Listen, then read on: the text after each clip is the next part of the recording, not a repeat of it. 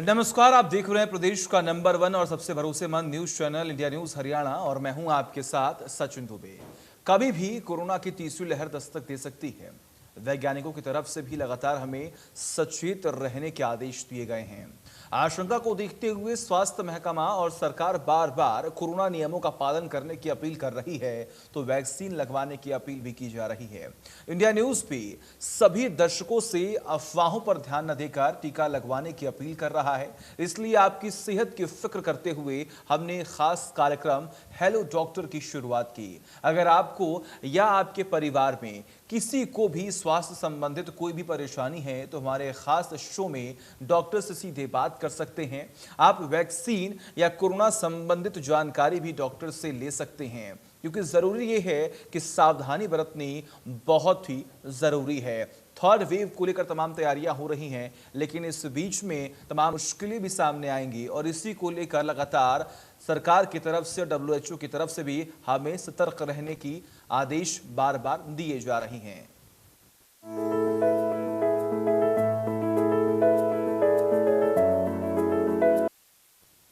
Corona की तीसरी लहर की आशंका जताई जा रही है, तो हरियाणा सरकार भी अलर्ट मोड में है। सरकार की ओर से क्या तैयारियां चल रही हैं, ग्राफिक्स के जरिए आपको दिखाते हैं। तो तीसरी लहर से निपटने के लिए टास्क फोर्स का भी गठन कर दिया गया है। ऐसे में अगर आपको बताएं तो उपकरण और दवाइयों के स्टॉक की निगरानी भी लगातार की जा रही है कि कहीं पर भी कालाबाजारी ना हो और कहीं पर भी दवाइयों का कमी हो तो वहां पर तुरंत उसे उपलब्ध कराया जाए। बेड, ऑक्सीजन और वेंटिलेटर की संख्या भी लगातार बढ़ा दी गई है।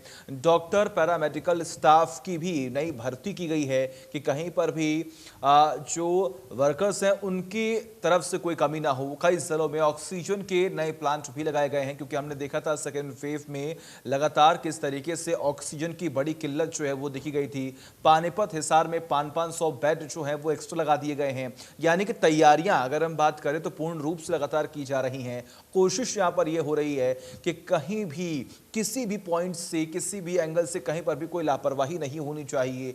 चूक की कोई गुंजाइश नहीं है। अगर थर्ड वेव की दस्तक के बाद तस्वीरें बदलती हैं तो उसे किस तरीके से मैनेज करना है, अगर आंकड़े बढ़ते हैं तो आखिर उसे किस तरीके से कंट्रोल करना है।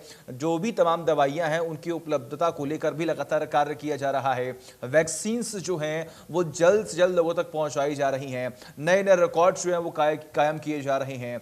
चाहे विपक्ष हो चाहे सरकार हो, लगातार लोगों से यह अपील की जा रही है कि आप सभी लोग वैक्सीन जरूर लगवाएं, क्योंकि जरूरी यह है कि अगर आप वैक्सीन लगवाएंगे तो आपका इम्यून सिस्टम मजबूत होगा, आप इस वायरस से लड़ पाएंगे। उसके बाद कहीं ना कहीं आपका परिवार सुरक्षित होगा, आपका शहर सुरक्षित होगा और इस तरीके से पूरा देश इस महामारी से लड़ पाएगा। और एक वक्त वो आएगा जब हम इस कोविड-19 महामारी से जंग जीत चुके होंगे। लेकिन उसके लिए लगातार सावधानी बरतने की जरूरत है। बच्चों को भी सावधान रहने की जरूरत है, उन्हें भी आप जागरूक कीजिए। खास तौर पर जो बुजुर्ग हैं, जो महिलाएं हैं, उनको भी लगातार ये जानकारी दीजिए। उनको भी ये बताइए कि आखिर किस तरीके से आपको रहन सहन जो है क्या बदलाव रखने हैं, सावधानी किस तरीके से लगातार बरतनी है। हम आज इस डिस्कशन को ओपन करते हैं। हमारे साथ दो विशेष गेस्ट जुड़े हुए हैं। सबसे पहले मैं उनका तारुफ आप सबसे करा दूं। डॉक्टर प्रदीप सिंगला जो कि पूर्व नोडल अधिकारी हैं, वो जुड़े हुए हैं। आपका बहुत बहुत स्वागत है डॉक्टर प्रदीप सिंगला जी इंडिया न्यूज हरियाणा पर। और वही दूसरी ओर डॉक्टर ओजस्वी जो कि चाइल्ड स्पेशलिस्ट हैं, वो भी जुड़े हुए। आपका भी बहुत बहुत स्वागत है डॉक्टर ओजस्वी। शुरुआत करेंगे इस डिस्कशन की प्रदीप जी आपसे ही। सबसे पहले आप ये बताइए, क्योंकि देखिए तमाम धारणाएं जो है, परसेप्शन जो है लगातार लोगों के अंदर बनती हुई दिखाई दे रही हैं थर्ड वेव को लेकर। क्या लगता है कब तक थर्ड वेव की दस्तक हो सकती है, या फिर ऐसी भी कोई पॉसिबिलिटी है कि थर्ड वेव जो है अभी बिल्कुल भी नहीं आने वाली है?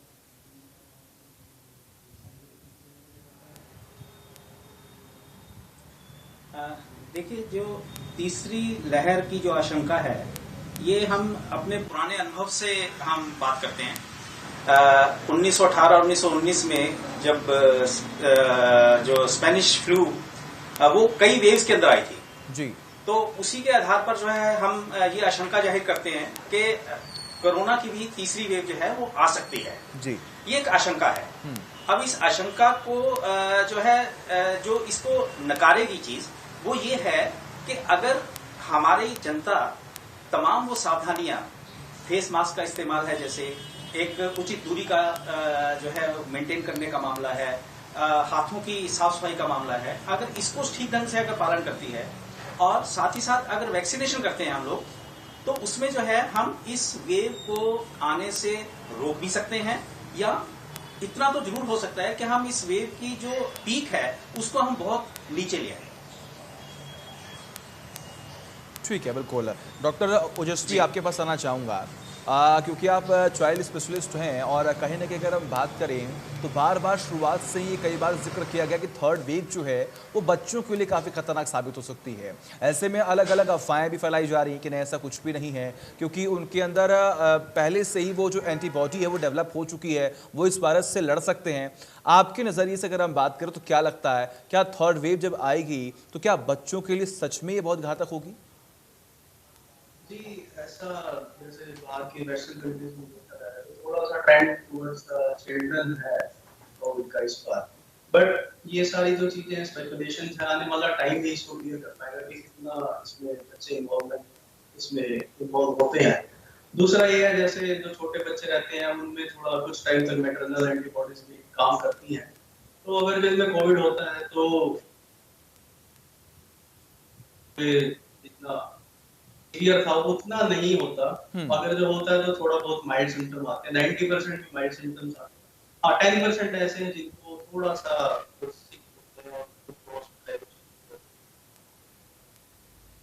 ठीक है, बिल्कुल। और ऐसे में अगर हम बात करें प्रदीप जी, तो देखिए तमाम ऐसे ऐसे टर्म्स जो हैं इस कोविड के टाइम में हमने सुने हैं जिससे पहले हम शायद परिचित नहीं थे बिल्कुल भी। लेकिन ऐसे में अगर हम बात करें तो कुछ ऐसे टर्म्स सामने आ रहे हैं जिसको समझना बहुत ज़रूरी है। जैसे कि अगर हम बात करें सीरो सर्वे, तो आप ज़रा बताएं, जितने भी दर्शक हमें देख रहे हैं, कि आखिर सीरो सर्वे की ज़रूरत क्यों पड़ी, आखिर वो कितना इंपॉर्टेंट है, और आखिर सीरो सर्वे करने से क्या कुछ जानकारियाँ जो हैं वो प्राप्त होती हैं?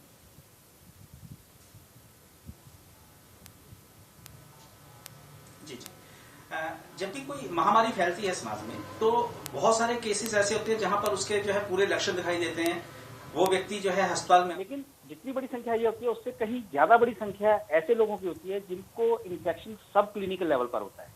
सब क्लिनिकल लेवल पर इन्फेक्शन का मतलब ये है कि या तो उनमें बीमारी के लक्षण बहुत कम होते हैं या होती ही नहीं है, लेकिन उनमें इन्फेक्शन आया और चला गया। ये एक बहुत बड़ी संख्या होती है समाज के अंदर। सीरो सर्वे जो है वो हमें ये जानने में मदद करता है कि वास्तव में हमारे समाज के कितने % लोगों में इस इन्फेक्शन जो है आया और आकर चला गया। ये एंटीबॉडीज जो है किसी व्यक्ति के शरीर के अंदर एंटीबॉडीज की मात्रा को जानने के लिए होता है। एंटीबॉडीज तब बनेगी जब या तो इन्फेक्शन आ गया और उसका जो बॉडी ने हमारी रिएक्ट किया, एंटीबॉडीज प्रोड्यूस हुई, या फिर दूसरा कारण है कि वैक्सीनेशन लगवाई, वैक्सीनेशन से जो है एंटीबॉडीज प्रोड्यूस होती हैं। तो जो सीरो सर्वे है, अगर मान लीजिए किसी सोसाइटी के अंदर ये पता चलता है कि जो है यहाँ पर 80% या 90% लोगों में जो है एंटीबॉडीज पॉजिटिव हैं, तो जो है इसका मतलब ये हो गया कि उसके अंदर जो है हर्ड इम्यूनिटी के अब चांसेस बहुत ज्यादा हो गए हैं, तो बीमारी का खतरा या अगली वेव आने का खतरा बहुत कम हो गया है। लेकिन दूसरी तरफ अगर कोई सोसाइटी ऐसी है जहां पर 20% या 25% ही सीरो सर्वे पॉजिटिव आया है, तो इसका मतलब ये हो जाता है कि एक बहुत बड़ी संख्या बाकी के जो 80% या 75% लोग हैं उनमें अभी ये इन्फेक्शन नहीं आया, तो वो अभी भी इस इन्फेक्शन के प्रति ससेप्टिबल है, यानी कि उनमें ये इन्फेक्शन होने के चांसेस अभी भी मौजूद हैं। तो ये हमें एक इंडिकेशन देता है कि हमें जो है हम इस वक्त जो है इस बीमारी के प्रति हमारी सोसाइटी कहाँ खड़ी है। ठीक है, डॉक्टर ओजस्वी जी, आपके पास आना चाहूंगा। बच्चों को समझाना बहुत मुश्किल होता है, ये आप भी समझते होंगे, और क्योंकि इस कोविड काल में हमने देखा है कहीं ना कहीं हमें किस तरीके से अपने आप को रिजर्व रखना है। जरूरी है कि हम किसी के संपर्क में ना आए, और विशेष तौर पर जो बच्चे हैं उनकी इम्यून सिस्टम काफी कमजोर होती है, और कहीं ना कहीं ये जो वायरस है वो एक जगह से दूसरी जगह ट्रेवल करने में काफी टाइम बिल्कुल भी नहीं ले रहा है, यानी कि जल्द से जल्द ये वायरस जो है वो पहुंचने की पूरी कोशिश कर रहा है। तो मैं चाहूंगा जितने भी पेरेंट्स हमें देख रहे हैं वो ये समझें कि आखिर आप बच्चों को किस तरीके से कन्विंस कर सकते हैं, बच्चों को किस तरीके से आप समझा सकते हैं, खासतौर पर इस महामारी के बारे में।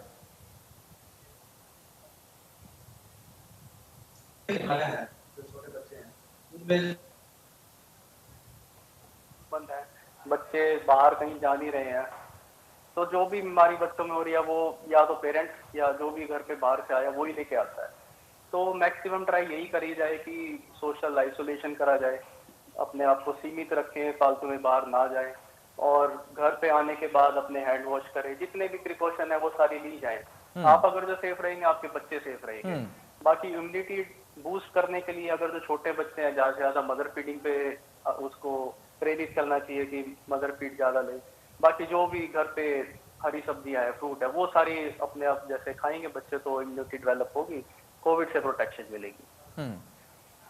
ठीक है प्रदीप जी, अब लगातार तमाम आंकड़े जो हैं आजकल हम देख पा रहे हैं, तमाम आर्टिकल्स जो हैं वो रोज हमें सुबह अखबार में पढ़ते हैं, और कहने के आज भी एक खबर सामने आई थी और लगातार हम देख भी रहे हैं कि जितने भी संक्रमितों की संख्या जब बढ़ रही है तो कहीं ना कहीं उसमें महाराष्ट्र और केरल का एक बड़ा जो रोल है वो देखने को मिल रहा है, क्योंकि वहां पर ही एक्टिव केसेस की संख्या जो है लगातार बढ़ रही है। जानने की कोशिश करूंगा यहाँ पर कि आखिर इसके पीछे की वजह क्या है, क्योंकि और भी तो इस तमाम स्टेट्स हैं, वहां पर भी पॉपुलेशन है, वहां पर भी तमाम लापरवाहियां हो रही हैं, लेकिन एक सीमित संख्या में कहीं ना कहीं वहां पर जो संक्रमण है वो बढ़ रहा है। लेकिन विशेष तौर पर केरल और महाराष्ट्र में हम देख पा रहे हैं कि संक्रमितों की संख्या में कोई कमी नहीं देखी जा रही है। वहां पर वैसे लगातार संक्रमितों की संख्या बड़ा जो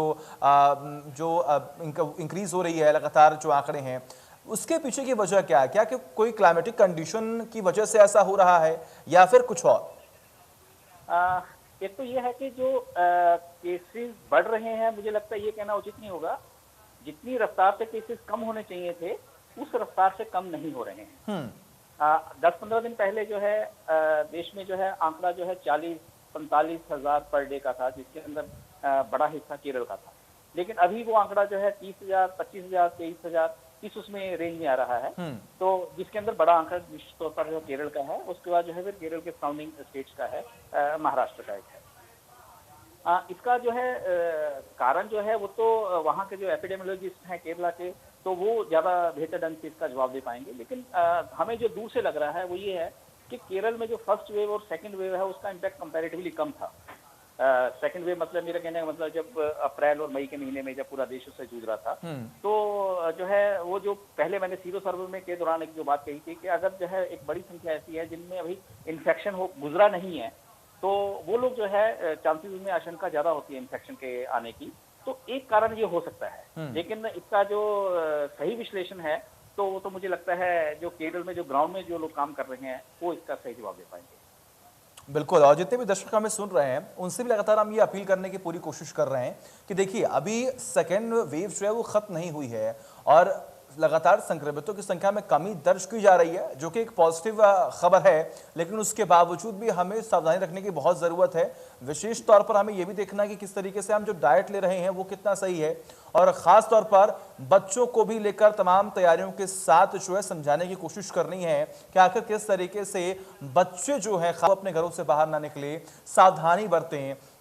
और आपने सुना किस तरीके से प्रदीप जी की तरफ से भी लगातार ये जिक्र किया जा रहा है कि देखिए जो हम अनुमान लगा रहे हैं कि हम अपने घरों से बाहर निकल सकते हैं या फिर बेझिझक हम किसी से बात कर सकते हैं, हम भीड़ भाड़ वाली जगहों पर जा सकते हैं, क्योंकि देखिए गौर करने वाली बात यहाँ पर यह है कि जब संक्रमितों की संख्या में कमी दर्ज की गई तो अचानक से तमाम प्रतिबंध जो है सरकार द्वारा हटा दिए गए, लेकिन उसके बावजूद भी कहीं ना कहीं लोगों की तरफ से लापरवाही जो है वो देखने को मिल रही है। ओजस्वी जी, आपके पास आना चाहूंगा, खास तौर पर कहने की तमाम परेशानियां बच्चों को लेकर तो सामने आ ही रही हैं, लेकिन जो न्यूबॉर्न बेबी हैं उनको किस तरीके से इस वायरस से बचाया जाए? बेबीज का ऐसा कोई इसमें हल नहीं है, बस ये है कि मदर अपने आप को जितना सेफ रख सकती है उतना सेफ रखा जाए। और अभी हाल ही में जैसे गवर्नमेंट के गाइडलाइन के अकॉर्डिंग प्रेग्नेंट वीमेंस भी वैक्सीन ले सकती हैं, तो उस सब चीजों को फॉलो करना चाहिए।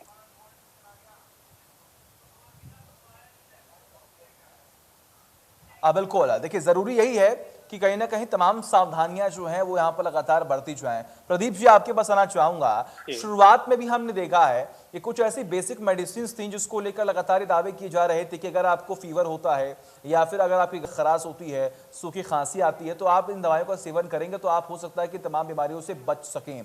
लेकिन फिलहाल अगर वर्तमान की परिस्थितियों को देखें, समझें, और अगर लगातार जब आपने कहा कि यहाँ पर लगातार संक्रमितों की संख्या में कमी भी दर्ज की जा रही है, विशेष तौर पर जो भी हमें देख रहे हैं जितने भी दर्शक, उनको डाइट को लेकर भी तमाम सवाल यहाँ पर होते हैं, उनको तमाम कंफ्यूजन होते हैं। तो आप जरा बताएं कि आपकी डाइट जो है वो कैसी होनी चाहिए। देखिए, सबसे पहली बात तो यह है कि मेरी सभी लोगों से ये बहुत ही विनम्र अपील है कि सेल्फ मेडिकेशन में ना जाएं। अगर उनके जो है उनको बुखार है, गले में खराश है या कुछ खांसी है, तो उनको जो है तुरंत जो है डॉक्टर से संपर्क करना चाहिए।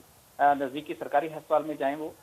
और जो आरटीपीसीआर टेस्ट या रैपिड एंटीजन टेस्ट जो कोरोना के लिए किए जाते हैं, इससे डरना नहीं है। असल में अगर हम ये टेस्ट नहीं करवाएंगे तो हम जो है, अगर कहीं पर कोई ये केस है, उस केस को जो है, उस केस से आगे जो स्प्रेड होने का खतरा है वो बहुत ज्यादा बढ़ जाता है अगर हम ये टेस्ट करवाने से अगर बचेंगे। तो जब भी अगर बुखार है, खांसी है, हमें मालूम है कि जो है इस बुखार खांसी में, आजकल के मौसम जो बुखार खांसी है उसमें चांसेस यही है कि वो कोविड नहीं है, लेकिन कोई एक आधा केस भी अगर कोविड का है तो वो स्प्रेड ना हो। तो इसके लिए जो है सबसे पहली बात तो ये है कि उनको टेस्ट जरूर करवाना चाहिए। दूसरी बात आती है डाइट की। तो डाइट के अंदर जो है हम जो हमारा देश जो है उसके अंदर बहुत सारे संख्या में जो लोग जो हैं वो गरीब परिवारों से आते हैं या जो है निम्न मध्यम वर्गीय परिवारों से आते हैं। और कोरोना के पिछले 1.5 साल के दौरान जो आर्थिक गतिविधियां रही हैं तो उसमें लगभग सब लोगों की जो है एक जो आर्थिक जो है उनकी जो है उसको गाड़ी को पटरी से उतार दिया है। तो इसलिए इसमें मेरा ये कहना है कि स्पेशल डाइट नाम की कोई चीज नहीं लेनी है। आपको स्पेशल कुछ नहीं लेना है, लेकिन आपकी जैसे डॉक्टर साहब ने बताया है, आपको अपनी डाइट के अंदर जो है दालें, हरी सब्जियां, जितने भी आप फलों का सेवन कर सकें, जो है अपना जो है ये सब चीजें आपको जो अपनी खुराक के अंदर लेनी है। फल जो है आपको कोई महंगा फल खाने की जरूरत नहीं है, कोई विदेशी फल खाने की जरूरत नहीं है। मैं अपने मरीजों को ये बोलता हूँ कि मंडी में जो सबसे सस्ता फ्रूट है वो खाइए, उसमें सबसे ज्यादा ताकत होती है। जो सबसे मंडी में जो सीजन का फ्रूट है वो सस्ता भी होगा, सस्ता होगा तो आप ज्यादा खरीदेंगे तो ज्यादा खाएंगे। तो इसलिए किसी स्पेशल डाइट के चक्कर में ना रहें, अपना रूटीन के अंदर जो है जो भी वो डाइट ले रहे हैं वो डाइट लेते रहे और निश्चित तौर पर सब्जियों की मात्रा को बढ़ाएं। ठीक है, लेकिन आपको यहाँ पर कहीं ना कहीं देखिए, प्रदीप जी ने भी आपसे ये अनुरोध किया है कि सेल्फ मेडिकेशन की जरूरत नहीं है। और हमने शुरुआत में देखा था कई बार तमाम जो लोग हैं उनकी तरफ से भी बार बार ये जिक्र किया जा रहा था। या फिर अगर हम बात करें तो व्हाट्सएप यूनिवर्सिटी भी, आपने देखा किस तरीके से व्हाट्सएप पर भी तमाम जो अफवाहें वो फैलाई जा रही थी। तो आपको इन तमाम चीज़ों पर ध्यान बिल्कुल भी नहीं देना है। डॉक्टर्स की तरफ से जो एडवाइस दिया जा रहा है उसको आपको गौर करना है और उसी के आधार पर अपने डाइट को आपको प्लान करना है, वही तमाम चीज़ें खानी है। विशेष तौर पर यह कार्यक्रम लाने का एक मेन मोटिव यही है कि आप कहीं पर भी किसी भी लापरवाही से बचें, अगर अफवाहों की एक जंजाल से बचें, क्योंकि जरूरी यही है कि जितने भी अफवाहें फैलाई जा रही हैं उससे आप दूर रहें। अगर आपको कोई भी प्रॉब्लम सामने आ रही है तो आप अपने किसी भी फैमिली डॉक्टर्स या आसपास अगर कोई क्लिनिक है तो वहां पर भी जाकर पता कर सकते हैं। बिना किसी डॉक्टर से पूछे कोई भी दवा ना लीजिए, ये हमारा अनुरोध है और डॉक्टर की तरफ से भी लगातार आपसे ये रिक्वेस्ट जो है वो लगातार की जा रही है। ओजस्वी जी, आपके पास आना चाहूंगा। अक्सर हमने देखा है कि बच्चे जो है वो खासतौर पर कोल्ड ड्रिंक, आइसक्रीम, चॉकलेट की तरफ उनका ज्यादा रुझान जो है वो होता है, लेकिन इस वक्त हम देख रहे हैं कि जो पेरेंट्स हैं वो अपने बच्चों को ये तमाम चीजें खाने से रोक रहे हैं, लेकिन कहीं ना कहीं वो बच्चे भी परेशान हो रहे हैं, इरिटेशन जो है उनके अंदर भी देखी जाती है। सवाल मेरा सीधा आपसे यहाँ पर ये है कि क्या अभी भी उन्हें रोकने की जरूरत है या फिर एक लिमिटेड वे में उन्हें हम ये कह सकते हैं कि हम आप इतने लिमिटेड आइसक्रीम खा सकते हैं या फिर आप ये चॉकलेट्स खा सकते हैं? देखिए, ये जो जैसे बाहर के आइटम जैसे आपने बताया, चॉकलेट हो गई, आइसक्रीम हो गई, ये कोविड के टाइम भी और एट प्रेजेंट भी जैसे मौसम चेंज हो रहा है तो इस टाइम पे जितनी ज्यादा अवॉइड करी जाए उतनी बेटर है। हम अपने ओपीडी में डेली देख रहे हैं, जैसे बहुत सारे बच्चे छोटी उम्र के स्कूल गोइंग काफी ज्यादा आजकल आ रहे हैं, वायरल इलनेस है। अब वो मे भी कोविड हो सकता है, कुछ भी हो सकता है। तो जितना ज्यादा इन चीजों से बचा जाए उतना ज्यादा बेटर है। अपना घर पे रहे, अगर जो कभी ऐसा लगता है कि जैसे गला लगने वाला, अपने डॉक्टर से कंसल्ट करें। ठंडी चीजें ना खाएं, फ्रिज की चीजें ना खाएं, बेहतर रहेगा गर्म दूध पिए और गर्म पानी का सेवन टाइमली करते रहे। चलिए, ठीक है। हमारे साथ इस वक्त अनिता, एक दर्शक जुड़ी हुई है। अनिता जी, आपका बहुत बहुत स्वागत है इंडिया न्यूज हरियाणा पर। अपनी बात रखें आप। हाँ जी, वैक्सीन लगवाई थी सर गांव में। जी बोलिए। हाँ जी, वैक्सीन लगवाई थी, टीका लगवाया था कोरोना का, तो उनका मैसेज नहीं आया सर गांव में, स्कूल में लगवाया था। नहीं अनिता जी, अगर आपको मैसेज नहीं आया तो ये कोई बहुत बड़ी प्रॉब्लम नहीं है। आप एक बार फिर से अगर हम बात करें तो आरोग्य सेतु ऐप पर जाकर वहां पर अपना आधार कार्ड डाल सकती हैं, तो आपको आपकी जो डिटेल्स है वहां पर सामने आ जाएगी। इसके अलावा कोई परेशानी है आपको? चलिए ठीक है, बहुत बहुत शुक्रिया जुड़ने के लिए हमारे साथ। जितने भी दर्शक हमें देख रहे हैं, अगर आपको कोई समस्या है या फिर आपके मन में कोई सवाल है या आपके परिवार में किसी भी सदस्य के अंदर कोई भी सवाल है, तो आप हमें फोन कर सकते हैं। आपकी टीवी स्क्रीन पर आप नंबर देख पा रहे हैं, 2 नंबर फ्लैश किए जा रहे हैं, आप उन नंबर पर कॉल कीजिए। और अगर आपके मन में कोई भी सवाल है तो डॉक्टर्स हमारे साथ बैठे हुए हैं, उनसे आप उन तमाम सवालों के जवाब ले सकते हैं। लेकिन खुद से कोई भी कदम उठाने की जरूरत नहीं है, डॉक्टर्स से आप पहले पूछिए, उसके बाद ही कोई कदम उठाइए। प्रदीप जी, आपके पास आना चाहूंगा।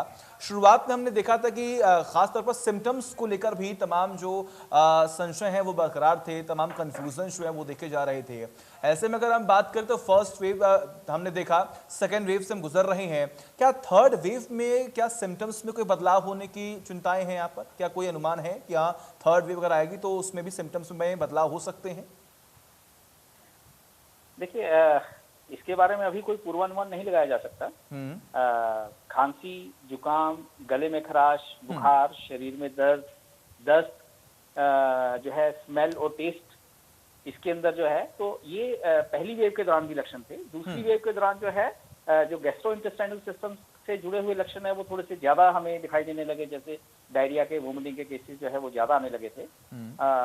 लेकिन थर्ड वेव में कोई नया लक्षण आ जाएगा तो इसके बारे में कोई पूर्वानुमान तो हम नहीं लगा सकते। ये तो अगर कल को कोई इस तरह के केसेस आते हैं तो और हमें जो है वो रैपिड एंटीजन टेस्ट या आरटीपीसीआर के बाद वो पॉजिटिव डिक्लेयर होते हैं और उनमें कोई हमें नए लक्षणों के प्रोफाइल मिलते हैं, उसके आधार पर ही हम जो है नेक्स्ट जो है फिर जो है गवर्नमेंट ऑफ इंडिया जो वो गाइडलाइन जारी करती है कि अब ये नए सिम्टम्स जो है मरीजों में दिखाई दे रहे हैं। अभी इसका कोई पूर्वानुमान नहीं लगाया जा सकता। ठीक है, ओजस्वी जी, क्या बच्चों में भी कोई सिम्टम्स को लेकर बदलाव होने वाले हैं? नहीं, ऐसा नहीं है। जैसे डॉक्टर प्रदीप ने बताया, वही जो फ्लू लाइक सिम्टम्स, खांसी होना, जुकाम, गले में दर्द, फीवर वगैरह, बॉडी एक, यही सारे सिम्टम्स पहले भी थे और यही आजकल लास्ट वेव में भी बच्चों में यही थे। थोड़ा लास्ट सेकंड ऐसी वेव में जैसे डॉक्टर प्रदीप ने बताया डायरिया थोड़ा सा ज्यादा देखा गया था, वो वैसे ही सिम्टम आएंगे। ठीक है, हमारे साथ एक दर्शक जुड़े हुए हैं, कृष्णलाल। कृष्णलाल जी, आपका बहुत बहुत स्वागत है इंडिया न्यूज पर, अपनी बात रखें आप।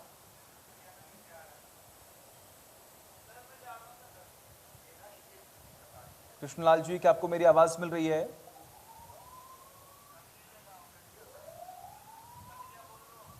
चलिए, हमारी आवाज उन तक नहीं पहुंच पा रही, संपर्क टूट चुका है। और ऐसे में देखिए, लगातार हम आप सबसे यही अपील कर रहे हैं कि सावधानी बरतिए। और अगर आपके मन में कोई सवाल है तो आप अपने टीवी स्क्रीन पर नंबर देख रहे हैं, आप तुरंत अपना फोन उठाइए, हमें कॉल कीजिए। और आपके मन में कोई भी सवाल हो, डॉक्टर प्रदीप बैठे हुए हैं, ओजस्वी डॉक्टर बैठे हुए हमारे साथ, उनसे आप बात कर सकते हैं, उनसे जान सकते हैं आखिर जो समस्याएं सामने आ रही हैं उनका समाधान किस तरीके से किया जाए, आखिर डाइट में क्या कुछ बदलाव रखने हैं। एक खास तौर पर अगर हम बात करें तो आखिर कौन कौन सी एक्सरसाइजेस जो है वो करनी है जो इस वक्त इस महामारी के दौर में हमें हेल्प कर सकती है। प्रदीप जी, आपके बताना चाहूंगा, सवाल यही है, कुछ ऐसी एक्सरसाइजेस होती हैं, कुछ ऐसे योगा होते हैं कि कहीं ना कहीं अगर आप उसे करते तो आपकी बॉडी पर एक बहुत प्रेशर जो है वो बनता है, लेकिन इस कोविड काल में, इस महामारी के दौर में क्या एक्सरसाइज करना कितना जरूरी है? कौन कौन से वो एक्सरसाइजेस हैं जो हम कर सकते हैं? जी, कोविड से पहले यानी कि अगर स्वस्थ व्यक्ति है उसको जो है जो भी वो फिजिकल एक्टिविटी कर रहा है, अगर कोई जो है आउटडोर गेम खेल रहे हैं वो तो आप अपना आउटडोर गेम जारी रखें, योगा प्राणायाम कर रहे हैं तो वो योगा प्राणायाम जारी रखें। तो उसके अंदर कोई उनको जो है चेंज करने की जरूरत नहीं है। लेकिन अगर कोई व्यक्ति कोविड संक्रमित हो गया है तो कोविड संक्रमण के बाद जो है विशेष तौर पर ध्यान रखने की जरूरत है कि अगले जो है 2 से 3 महीने तक उनको जो है कोई भारी एक्सरसाइज नहीं करनी है। जो है इसमें जो है दूसरी इंपॉर्टेंट चीज ये है कि कोरोना होने के बाद जो है कोरोना का इम्पैक्ट हमारे फेफड़ों के ऊपर बहुत ज्यादा पड़ता है।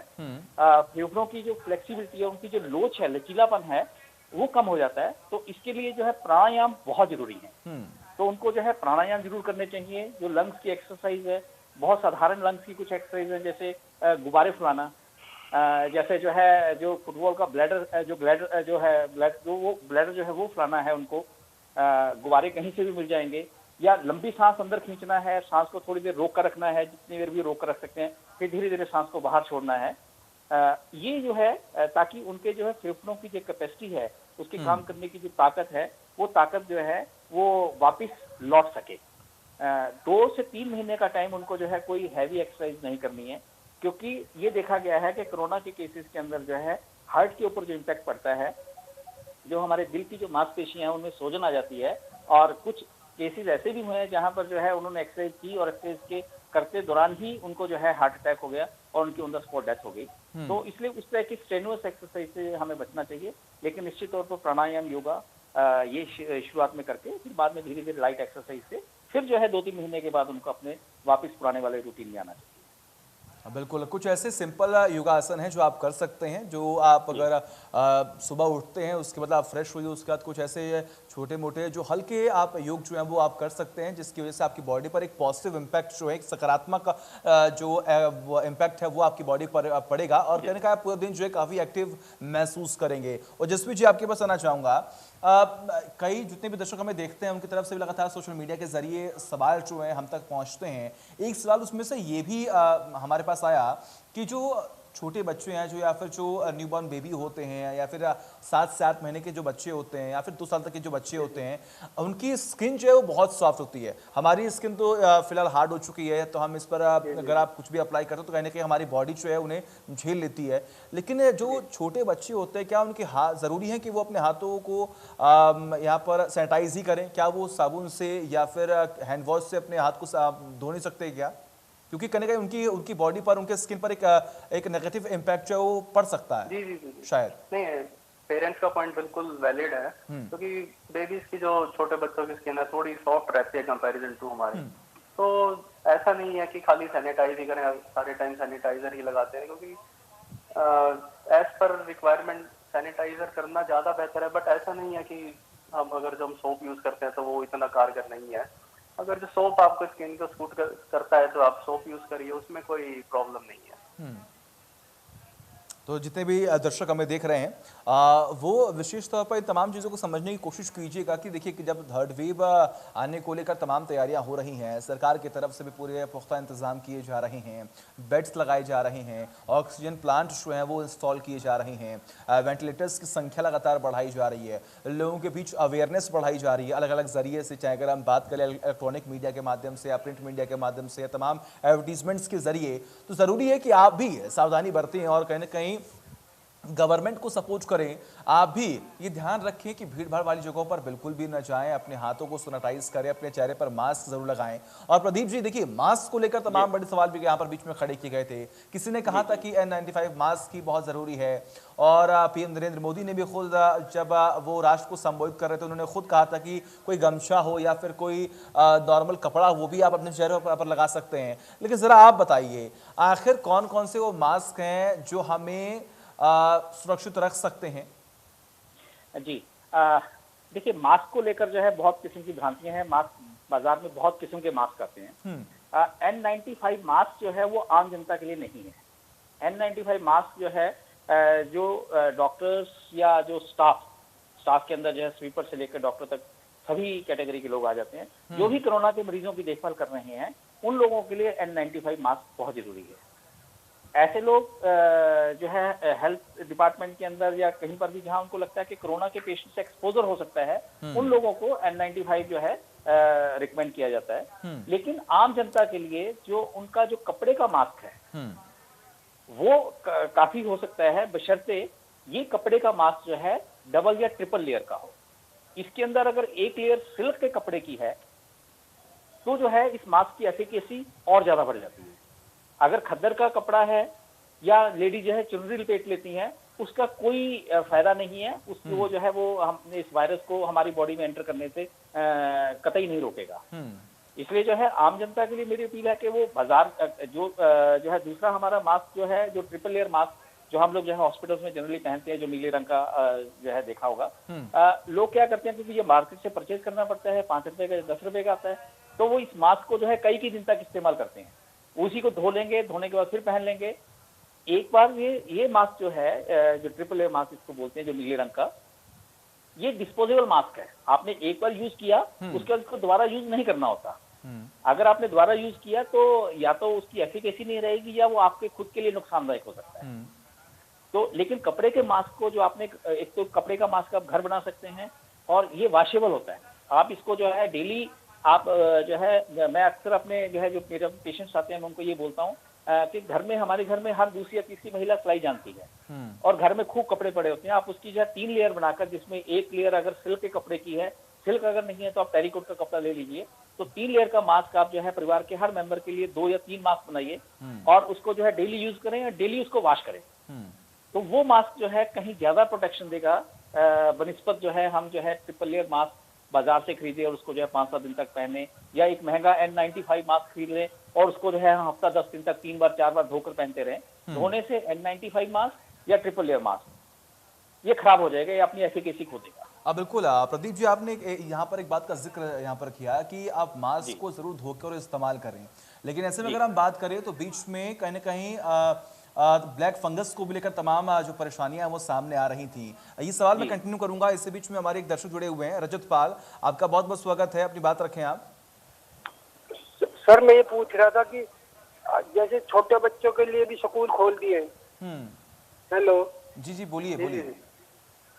सर मैं ये पूछ रहा था, छोटे बच्चों के लिए स्कूल खोल दिए गए हैं, तो इनसे जैसे बच्चे स्कूल में जाता है तो उनको भी तो खतरा रहता है सर। अब ये कह रहे तीसरी लहर आएगी, तो इसके लिए क्या बचाव करें बच्चों के लिए? ठीक है, और जसप्रीत जी ये सवाल आपके लिए है।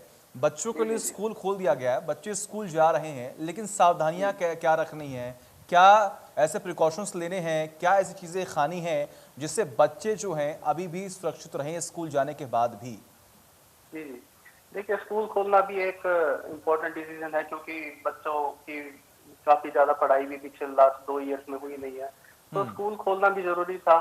बाकी ये है, जैसे अब जितना पहले जैसे बच्चे स्कूल में काफी ज्यादा एक क्लास में काफी स्ट्रेंथ रहती थी, अब वैसा नहीं है। अब वो उनको थोड़ा दूर दूर बिठाया जाता है। स्कूल अपनी साइड से प्रिकॉशन लेते हैं, बाकी हम अपने बच्चे को फिर भी सिखाएं कि कैसे हैंड वॉश करना है, कैसे सोशल डिस्टेंसिंग मेंटेन रखनी है, मास्क लगाया जाए। ये सारी चीजें, छोटे बच्चे हैं, थोड़ा समझाने में प्रॉब्लम होती है। बाकी थोड़ा सा स्कूल को भी थोड़ा बच्चों को प्रेरित करना चाहिए कि ये सारी चीजें कैसे, इन चीजों का ध्यान रखी जाए। छोटी छोटी चीजें हैं, जितना ध्यान रखेंगे उतना बच्चा भी हमारा सेफ रहेगा। तो इसमें माँ बाप की भी रिस्पॉन्सिबिलिटी है, प्लस स्कूल अथॉरिटीज की भी रिस्पॉन्सिबिलिटी है।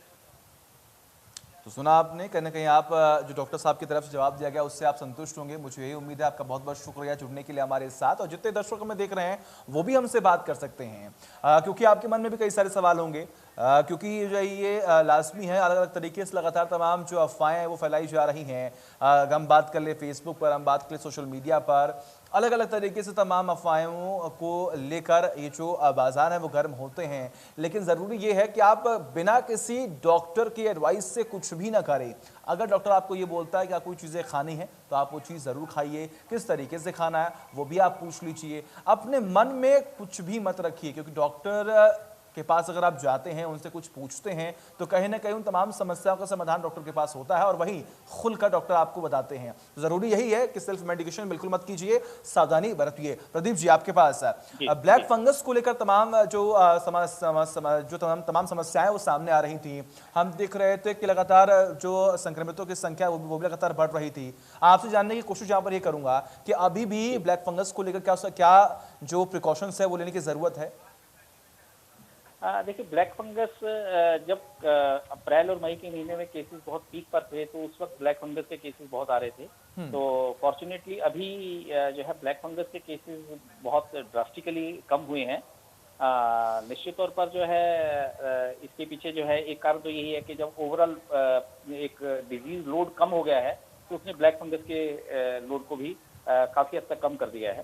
तो इसमें आम जनता के लिए जो है सच प्रिकॉशंस का तो यही बनता है कि वो अपने खान पान पर जो है ध्यान रखें, जो है बीमार होने पर जो है जल्दी से जल्दी डॉक्टर के पास जाएं, जो मैंने पहले बोला सेल्फ मेडिकेशन ना करें, ताकि अगर इस तरह का कुछ लगता है डॉक्टर के पास जाने से तो इस डिजीज को हम जल्दी पकड़ पाएंगे। और जल्दी पकड़ लिया तो उसका इलाज भी फिर जो है वो जल्दी हो पाएगा और जो है कम नुकसान जो है हमारे मरीज को उठाना पड़ेगा।